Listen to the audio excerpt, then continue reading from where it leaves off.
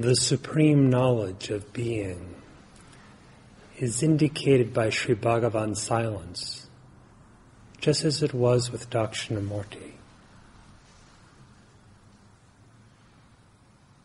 It is mind-transcendent knowledge, the knowledge of your own self, which is Brahman.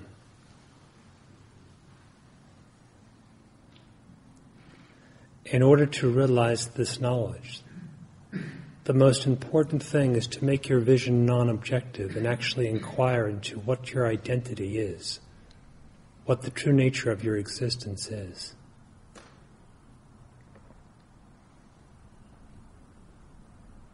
The knowledge itself is identical with being. It is not knowledge of being as the knowledge of an object, for what is objective is not real. It is non-objective knowledge in which the knowledge and being are one and the same thing.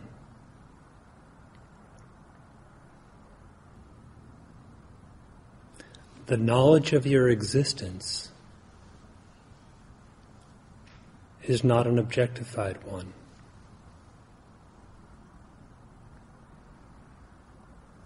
That you exist is simple and true. That you know that you exist is equally so, and cannot be separated from the existence itself.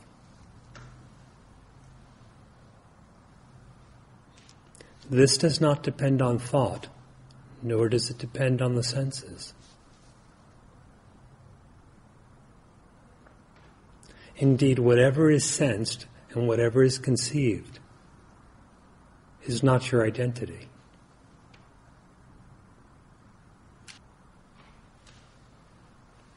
The Maharshi advises us to make the inquiry, who am I?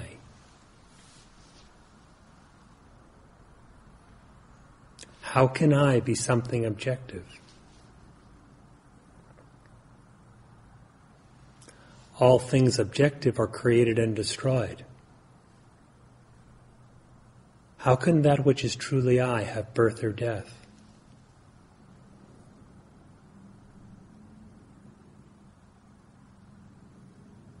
How could it be defined by a body or the attributes of a body?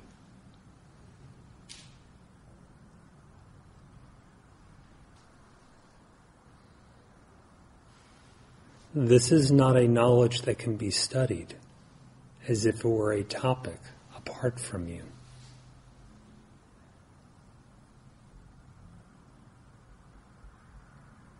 This is knowledge which is absolute, of the absolute. Brahman knowing Brahman, which is alone capable of doing so. This is self-knowledge.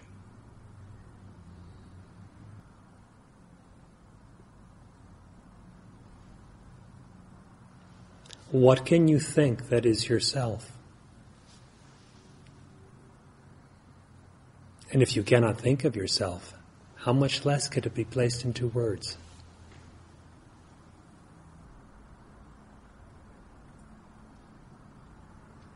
You can know for certain that it is not something bodily, nothing of the senses or prana, nothing mental, and most essentially, it is not individualized.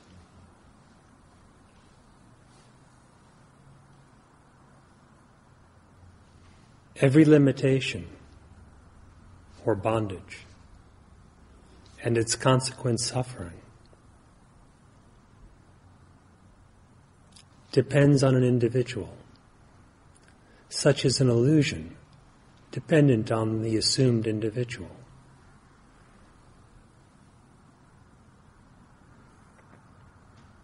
What is it that constitutes the individual existence?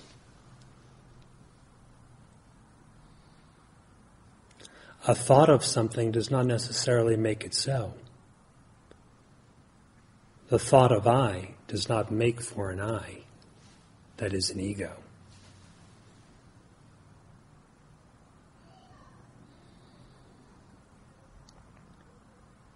If your existence seems to be as if individualized, inquire into the very heart of this individual and see what actually exists.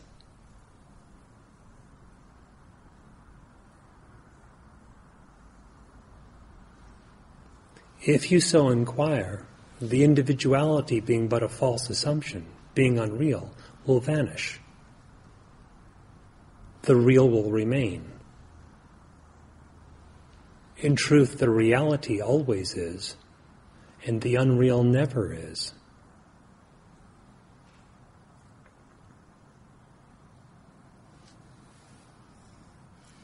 So in this sense, both the real and the unreal are unborn. The reality of the self is beginningless, it is ever existent, and so it is unborn, and thus indestructible. Not beginning or ending, unlike the body, the mind, and so forth. The unreal is also unborn. It has not actually come into existence.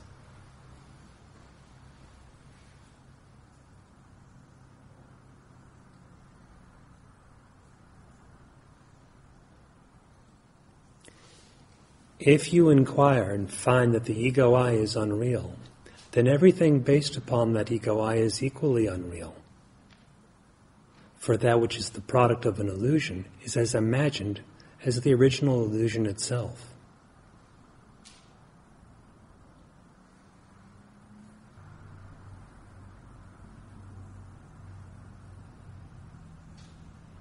The reality ever is.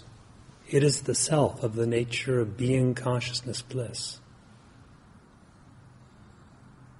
The unreal, from the I down to the forms of the world, has never come to be. It is always unreal.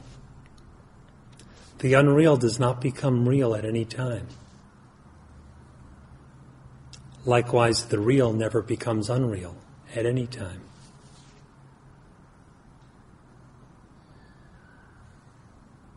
The conclusion about such is easily reached by those who inquire to know their own being.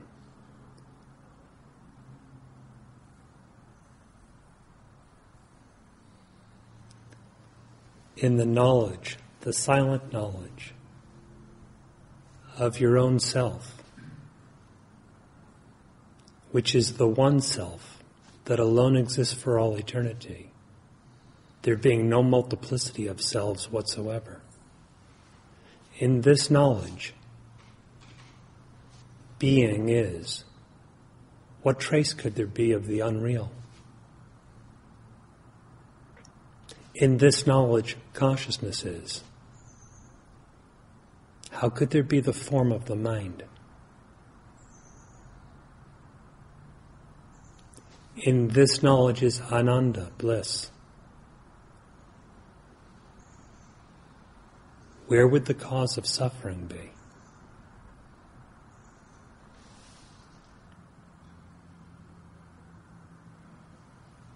This much has been said. Nothing has been added to the silence. Yet in light of this silent truth, nothing has been subtracted.